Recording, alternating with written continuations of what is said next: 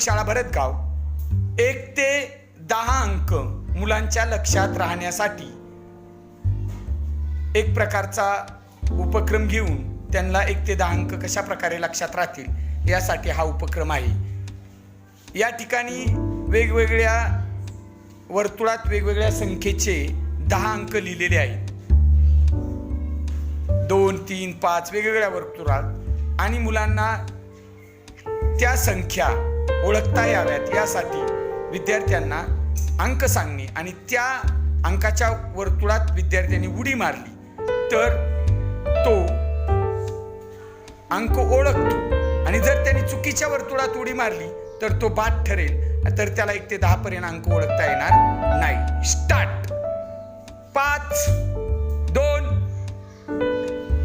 6, 1, 4,